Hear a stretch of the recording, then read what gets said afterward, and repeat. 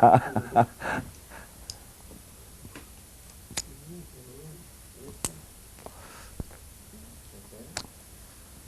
David, like, have you noticed that there was a specifically French reception of your music through press when you first started, like in the early 70s?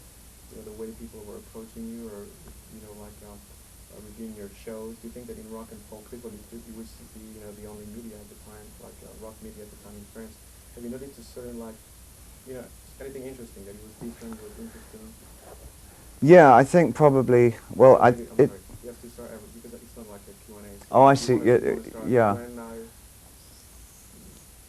The critical attention paid to rock music, specifically in France, and in a couple of other countries, I have to say, also in Italy, and to some extent Germany, but not as much. France and Italy generally lead with a far more general academic kind of critique, which is not really found in America or England. I think the critique in America and in England is sociologically motored. It's generated by the parallel existence of popular music and the society which creates it, or from within it kind of emerges. But in France, the spin-offs are tremendous. I mean, it has much more of a literary bent. Comparisons with other writers and in the literary world, or playwrights. Everybody from... the first thing I saw that applied to some of the more isolationist pieces that I wrote in the early 70s, to have any of one's work compared with somebody like Beckett was completely a French thing. You wouldn't get that in America. And you were only sort of starting to get it in England.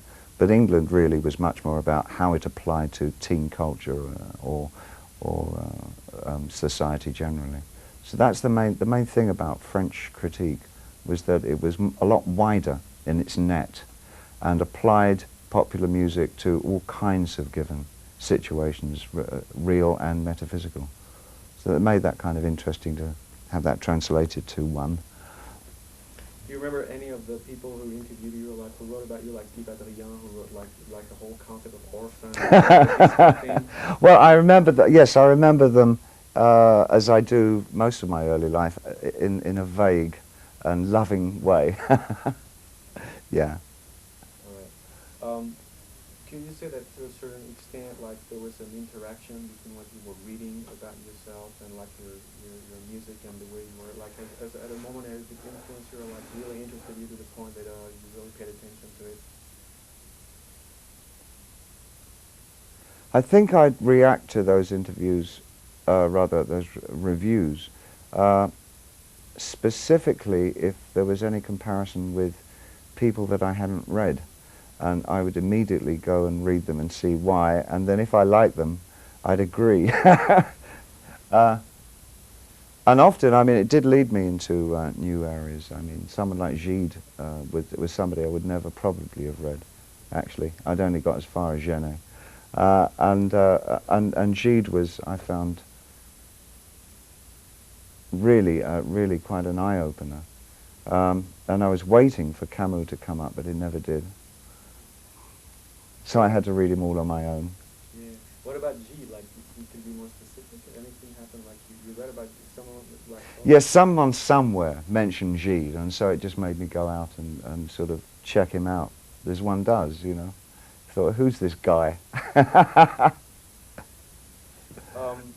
a point, like, did you get pissed off, like, at a certain point, like, specifically in France, like, you know, like, at some point, like, the way you were saying things perceived, or at a time that you felt like, you know, you didn't like certain things? Do you remember anything you didn't like, particularly in the press, like, you know, especially in rock and roll, that you didn't like? Not really. No, I've never been the kind of, I've never really felt misunderstood.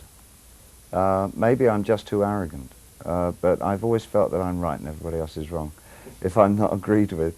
And if people do like what I'm trying to do, I tend to feel that they're very bright and perceptive people. So I very much have created my own furrow. I do very much go my own way, and I'm not very influenced by critique of me, per se. And the critique, I can be,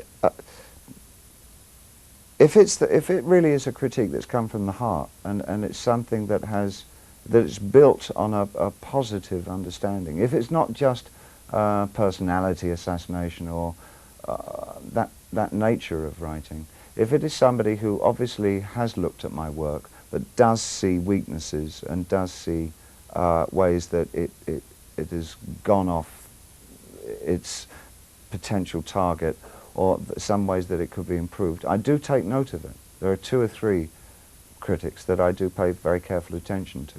Could you, No, I wouldn't say who they are, because that's not going to work.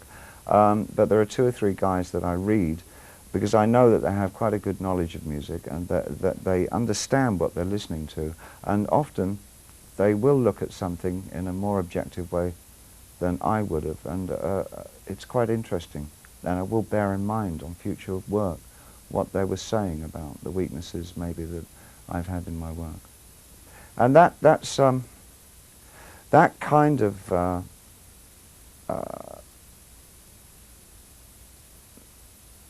that kind of companionship, even though it's only literary, is actually very helpful for art. I think all art. I think good critique is essential. But critique that uses the subject to enhance the critic himself, which is so often the case in modern criticism, I find not much use for anything other than the careers of the writers. Okay. So last question. Do you think that like press has a role to play together that is different, like regarding the fact that Well, it could do, so but I think it probably. Press could play a role, because no question. Well, I think hopefully I've just answered it. I think that if the criticism comes from a need to nurture the music, to actually sort of formulate how it can be looked at, try and give it a context if it's slightly unusual or off the wall kind of music. If a writer can give a context for the reader in which to hear the music, I think it can be extraordinarily helpful. I think good portraits of artists is always very helpful. I think probably I've always grown very fond of people whose work I hadn't really understood or liked particularly until I'd read some particularly interesting portrait of them, or some, sort of really in-depth interview where they can explain what they're trying to do. And it's in numerous occasions it's helped me get into their work. All right, so it's fine with me. Gosh, you're letting me off lightly, Sorry? Eric. You're letting me off lightly. Yeah. And, so do you have any questions? You've read them all, right? Yes, I don't mind. Anyone? Yes. All right. So this is. This is for the Françoise documentary. Oh, fantastic! This is for Françoise. So can you say something about Françoise? Maybe? You've met I was for a very long time passionately in love with her, as I'm sure she's guessed. Every male in the world and a number of females also were, and we all still are. So, Well, let me now have a look. Sure, yeah. Let me. Because it's like it's falling on me, so it's very question. Sorry? Yeah, pause, yeah. Writing, and if I'm still able to, there'll come a day when I can't write songs or something.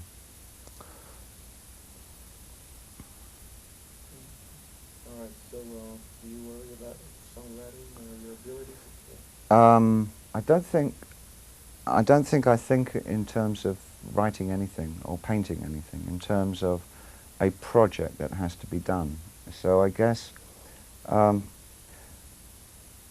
it's like worrying for me if I'm going to, if like tomorrow I forget how to breathe. I don't think that could possibly happen in that way. It's something that I just do. Whether the work will be interesting or whether it will have any validity, that's another thing altogether. But I don't worry about that. I suspect that, I hope that I'm bright enough to understand when my work is no longer relevant, either to myself or to the society within which I'm writing. And I hope I've got the quality and the class to stop at that point. So it's not really, that's not really a worry either. In fact, I just find that being probably quite verbose, I often find I've got too much to say, and my problem always is how to condense what it is that I want to say articulately and make it to the point. I find that extremely difficult. So I end up putting it in kind of quasi-fictional circumstances and creating metaphysical worlds into which to put characters who will carry the subject matter. Is that any kind of answer? Definitely, yeah. Maybe you should, someone can post color, maybe you should say something about the divine gift or whatever. Do you feel like that's all or? I don't believe in that. I think a lot of it is merely profession choice, you know. I'm not sure. I don't think artists have a divine gift. And the trouble is far too many artists believe they do. I think a lot of it is really, it's as hard work, I think, creating something which has artistic validity as it is making an excellent garden. It looks very beautiful and pretty, I think, when it's finished, but the amount of digging up shit you have to do to get it looking like that is tremendous. Cool. Thank you very much. Thank you, Eric. I can go and play now, can I?